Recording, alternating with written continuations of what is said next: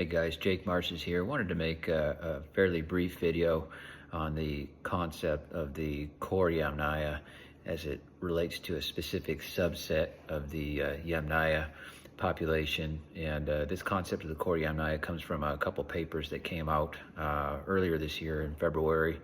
Kind of delve into this early Proto-Indo-European expansion, Proto-Indo-Anatolian expansion, so on and so forth. But one of the more interesting concepts that they touched upon was this idea of the core Yamnaya, this specific subset of the Yamnaya people who formed out there in the Pontic-Caspian steppe starting around 4000 BCE with a founder event starting around 3500 BCE, or about 5500 years ago.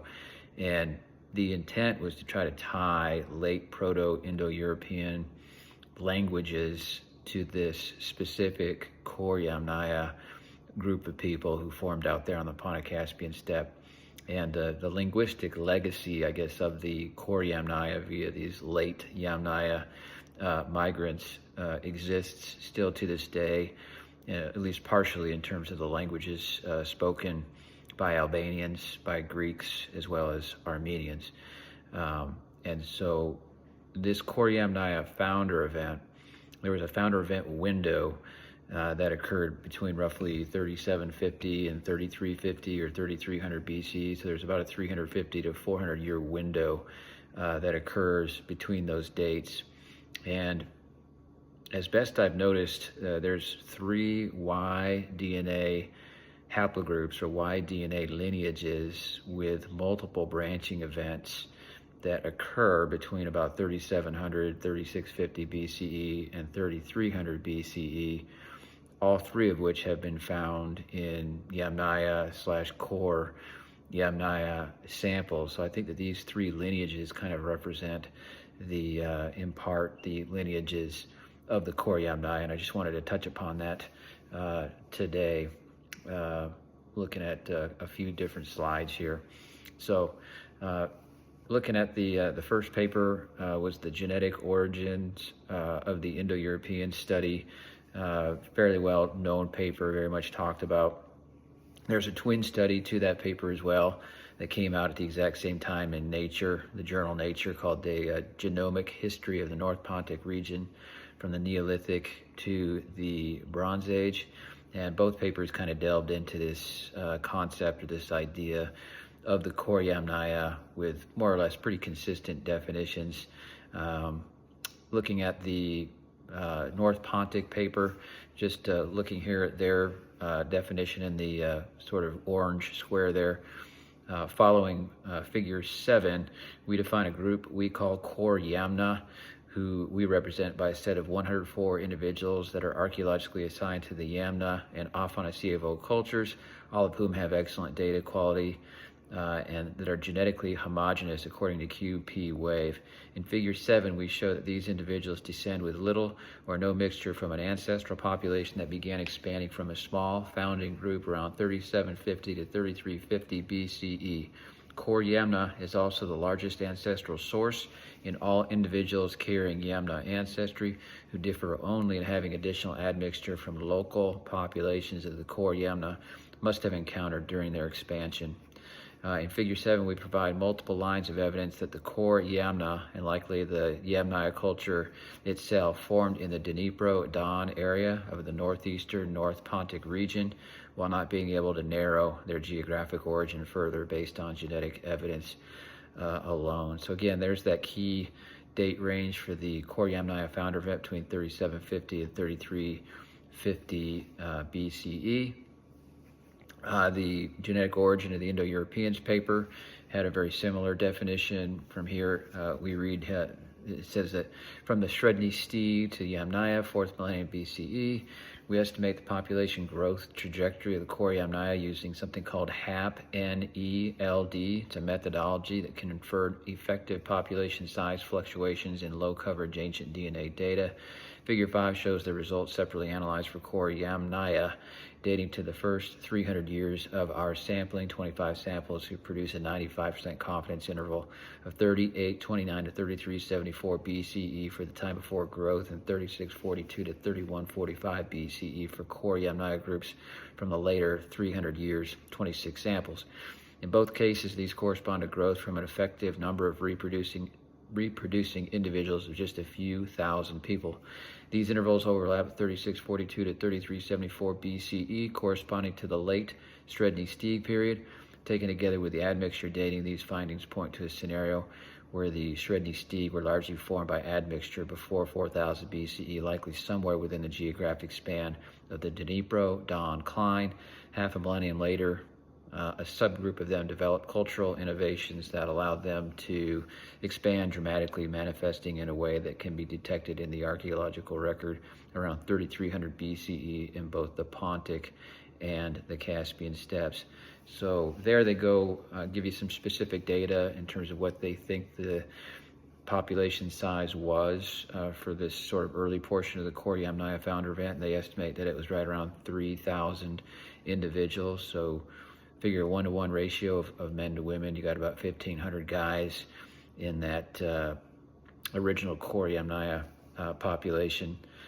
And from reading that, they've got this thing called the Dnipro-Don-Klein, and that Dnipro-Don-Klein basically expands from the Don River in southwestern Russia all the way across that fringe area of territory into what is today Ukraine, and then all the way across Ukraine until you get to the Dnipro River. That territory is a pretty sizable chunk of land, and that's essentially what manifests or is considered the Dnipro-Don-Klein. The lower Dnipro is the homeland for the Mikhailovka culture, which dates back to around 3400 BCE. So one of the theories is that this core Yamnaya group formed in the general vicinity of Mikhailovka. They do a single female sample that they used in part for analysis to make that determination, but that's just a theory. It's not really a concrete proof that that's where core Yamnaya comes from, but it probably wasn't too terribly far from Mikhailovka. And then again, that's the western periphery of the Dnipro-Don-Klein. The Don is further to the east. Along the Don sits the Repin Kutor site, which is part of the Repin culture, which is actually just a pottery type found amongst the early Yamnaya. But Repin is a little bit older than Mikhailovka. It might go back to about 36, 37, 3800 BCE. So Repin might be considered sort of the eastern edge of what might be considered basically the Dnipro-Don-Klein for where these core Yamnaya people may have come. And they didn't necessarily need to come from the exact same place, all of them. They could have developed independently throughout that same general area, but they would have had still the same sort of core autosomal genome around 35, 36, 3700 BC by the time that early founder event occurred. These are the two papers that dealt with HAP, NELD. One was called Estimating Effective Population Size Trajectories from Time Series Identity by Descent Segments. Looks like the authors there are Huang, Karmi, and Ringbauer. And the second paper is this haplotype-based inference of recent effective population size in modern and ancient DNA samples. That one has Professor David Reich's name on it. But those are two papers that kind of delve into this HAP-NELD program that was used to estimate these population sizes and played an important role in terms of estimating this core Yamnaya founder event window and the approximate population size of that initial population.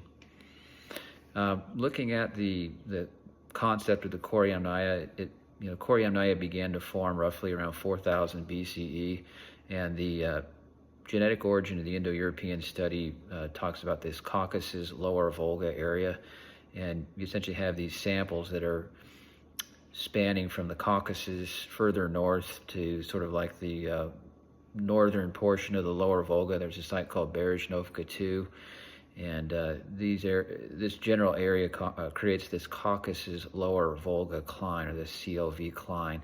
And what they were able to determine is that samples that were on the intermediate part or portion of that CLV cline were very important for the initial formation of core Yamnaya starting around 4000 BCE. So that's the blue circle there, and then of course in the red box you've got the intermediate part of the CLV cline, just to emphasize that. In the black square below, you have basically how you can arrive at core Yamnaya. There's essentially two different possibilities here. There's a sort of two-way or two-population admixture model, or a three-way or three-population sort of admixture model that can deliver sort of the core Yamnaya genome. So the first one there is 26% Yamnaya and 74% Sredny Stog high or SS high, subset of Sredny Steag. Yamnaya there is one of the samples that they found that's part of this intermediate part of the CLV cline. It's right there in the heart of, or southern portion, I think, of the Rostov state, just north of the Kuma-Manich depression there, but it's essentially on the Pontic-Caspian steppe there in southwestern Russia. And then the other way that you can arrive at core Yamnaya in terms of the admixture breakdown is a three-way model, and that's CLV ancestry or Caucasus Lower Volga ancestry, 21% Akhnashian Neolithic and 57% BP group. That's Berezhnovka Progress, which are a couple of very important archaeological sites there in the CLV area.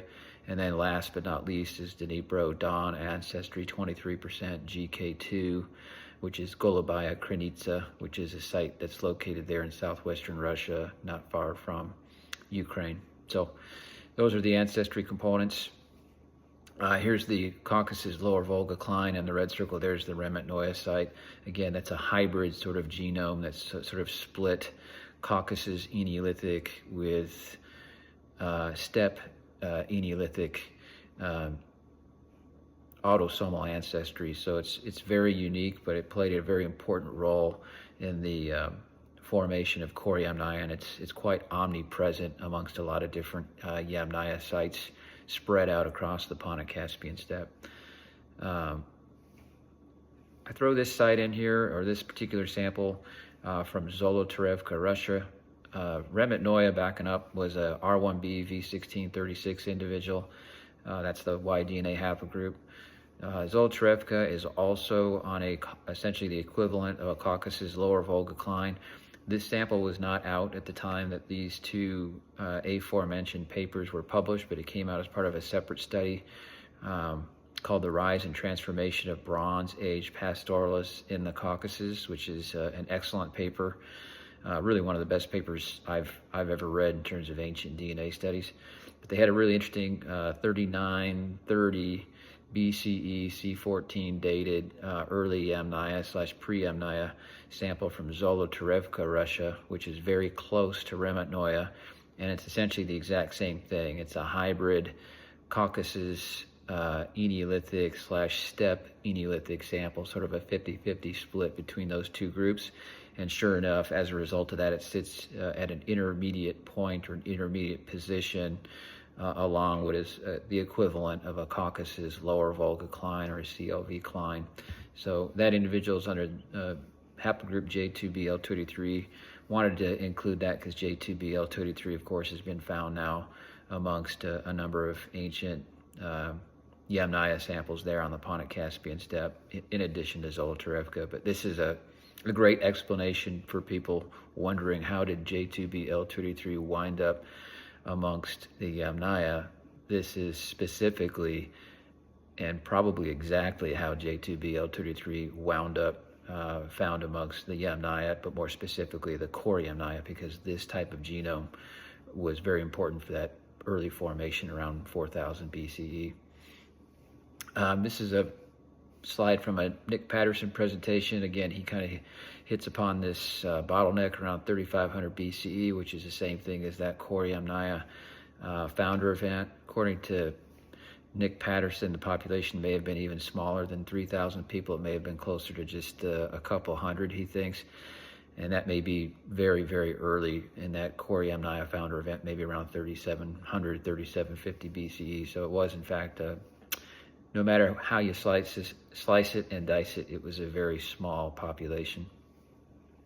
This is a chart from the supplementary section for the genetic origins of the Indo-European study, page 183. This just has the two ancestry population breakdown between Yamnaya and Sredni Stig or Sredni Stog High, SS High. So you can see there, Yamnaya in almost all of the Yamnaya sequenced sequenced ancient DNA samples from across the Pontic-Caspian steppe. Yamnaya was a pretty significant component. It peaks out, interestingly enough, in Stavropol Krai there at the very bottom of the chart. You can see it's around 41.7% for Yamnaya, and that's interesting because Stavropol Krai is where the Zolotarevka J2b L283 sample comes from. That's dated to 3930 BCE and is actually very close to Yamnaya and is the exact same age as well. So that area in southwestern Russia was definitely very important for the development of the early core Yamnaya genome via the CLV or Caucasus Lower Volga people. This is a language tree that I came across. I'm not quite sure who the author is. I suspect it might be Razib Khan.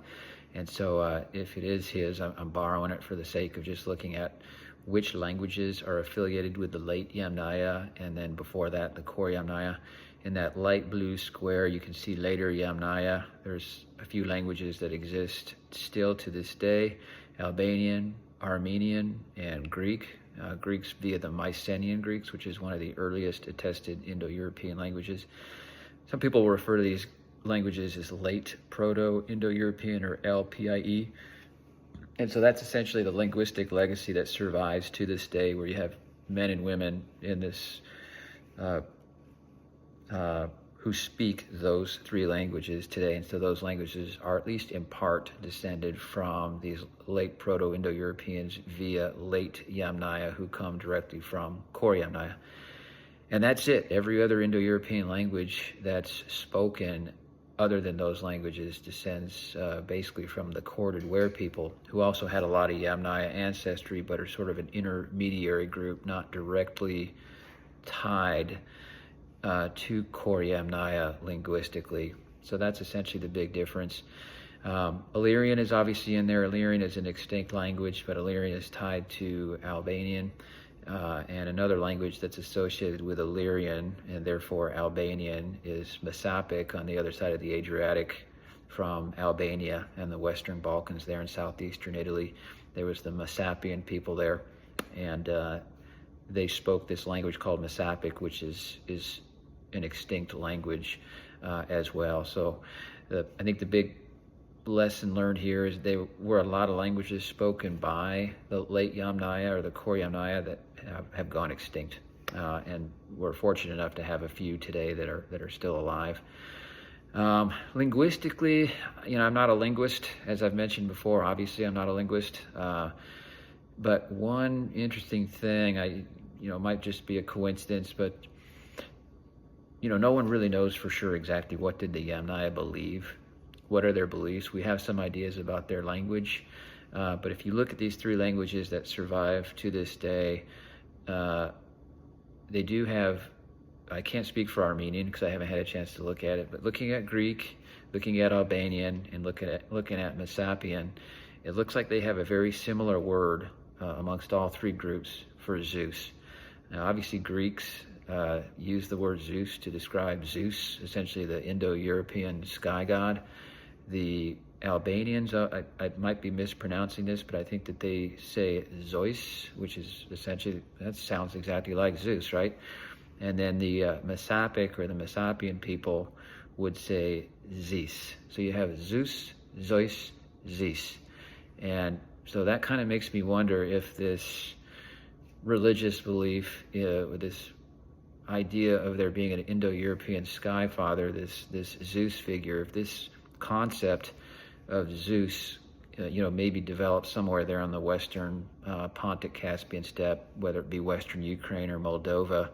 I do wonder if the western steppe might be the source of that concept, Zeus, which is why there's some sort of linguistic similarity amongst these various different languages that came from that late Yamnaya group that came from core Yamnaya. So, interesting to think about.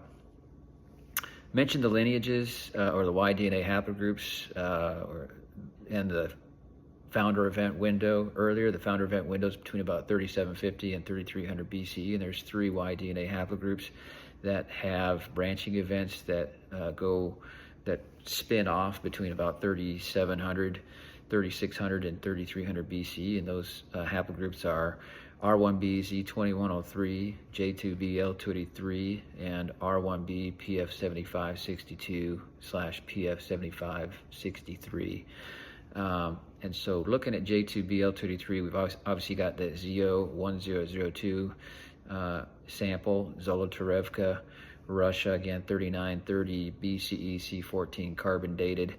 And I've got a note there in the blue square there, core Yamnaya, intermediate position, Caucasus, lower Volga-Klein, CLV 4000 BC. That's sort of like the initial, that's really the significance to that sample, is we have a J2b L283 sample that fits within that 4100 to 3900 BCE window for that initial formation for core Yamnaya. So it is, in my opinion, a very important sample.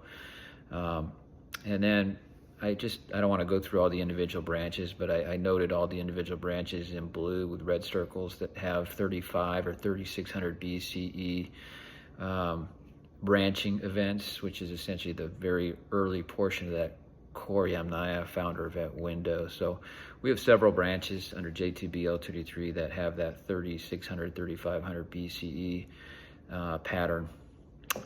So that's that for J2b L283. Next one I mentioned is R1b PF7562 / 7563.